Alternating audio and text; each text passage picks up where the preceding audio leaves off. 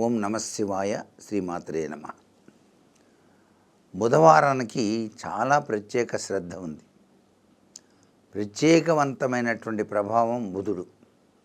బుధాదిత్య యోగాన్ని ప్రసాదిస్తాడు.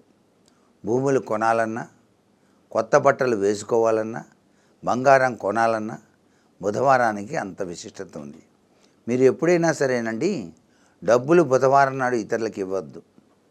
అలా ఇస్తే వెంటనే వసూలు కావు. ఇది బాగా గుర్తుపెట్టుకోండి. బుధవారం నాడు కనుక మీరు కొత్త దుస్తులు కనుక కొనుక్కుంటే చాలా బాగా అందంగా ఆనందంగా గడుపుతారు. అంతేకాకుండా త్వరగా చినిగిపోవు. చాలా చక్కగా దాన్ని నీట్గా చూసుకుంటారు. అంత గొప్ప విశేషం బుధవారంలో ఉంది. అంతేకాకుండా బుధాదిత్య యోగం అని చెప్పేసి మనకు ఊహించకుండా ధనయోగం పడుతుంది అని చెప్పేసి కూడా శాస్త్రం. అంతేకాకుండా బుధవారం నాడు అధిపతి ఎవరంటే బుధుడు. కాబట్టి బుధుడికి ప్రీతికరమైనటువంటి ప్రభావాన్ని ఇచ్చే దేవతా స్వరూపం స్థితిపతి, నిధిపతి, ప్రియపతి, గణపతి. మనం గణపతిని గనక బుధవారం నాడు ప్రత్యేకంగా ప్రార్థించిన, పూజించిన ఆయన మనకు కావలసిన కోరికలన్నింటినీ నెరవేరుస్తాడు.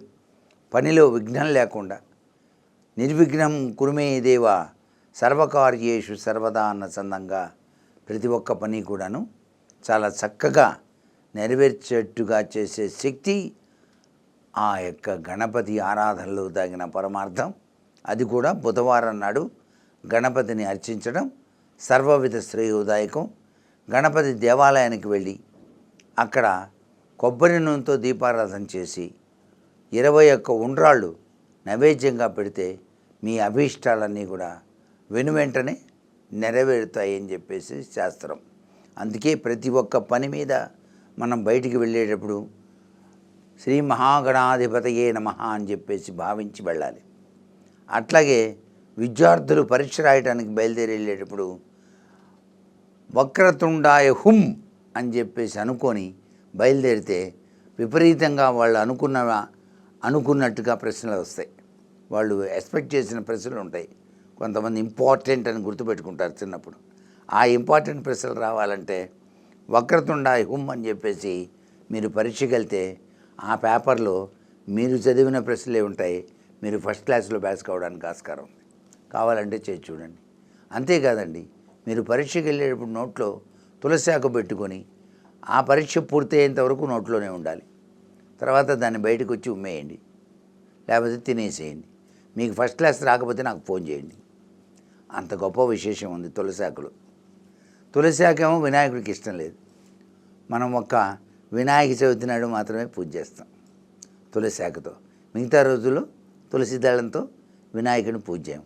కానీ మీరు పరీక్షకి వెళ్ళేప్పుడు మాత్రం నోట్లో ఆ యొక్క తులసి ఆకును పెట్టుకొని వెళ్ళండి.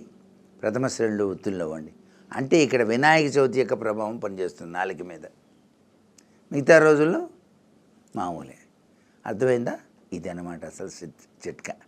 అలాగే వినాయకుడి దగ్గర గుంజళ్ళు తీయాలి. బుధవారం నాడు 9 గుంజళ్ళు కనుక తీశారంటే చాలా విశేషకరమైన ప్రభావం వస్తుంది. ఈ గుంజళ్ళకి వచ్చిన కథ కూడా ఉంది. విష్ణుమూర్తి కైలాసానికి వెళ్తూ తన చేతిలో ఉన్న సుదర్శన చక్రాన్ని వినాయక చేతికి ఇచ్చి చూస్తుండవయ్యా అన్నాడు. సర్లే అని బాగుంది కదా అని నోట్లో పెట్టుకున్నాడు ఆయన. ఆ సుదర్శన చక్రం నోట్లో పెట్టుకున్నప్పటికీ ఆయన మాట్లాడి కిందకు వచ్చేప్పటికి సుదర్శన చక్రం కనిపించలా. ఈయన్ని ఎట్లా చేయాలా అని చెప్పేసి ఈయన విష్ణుమూర్తి గుంజోళ్ళు తీసేట. ఆయన పక్కన నవ్వేటప్పటికి బయటపడ్డది. విష్ణుమూర్తి అంతటి వాడే వినాయకుడి దగ్గర గుంజళ్ళు తీశాడు. మనం ఎంత చెప్పండి. అందుకని మనం కూడా వినాయకుడిని దర్శించడానికి వెళ్ళినప్పుడు గుంజళ్ళు తీస్తే స్వామివారు పక్కన నవ్వి ఆశీర్వదిస్తాడు. మరి ఈ పని చేసి తరిద్దామా? బుధవారం అటు వినాయక లక్ష్యంతో మనం ముందడుగు వేసి విజయాన్ని సాధిద్దాం. సర్వేజన సుఖినో భవంతు.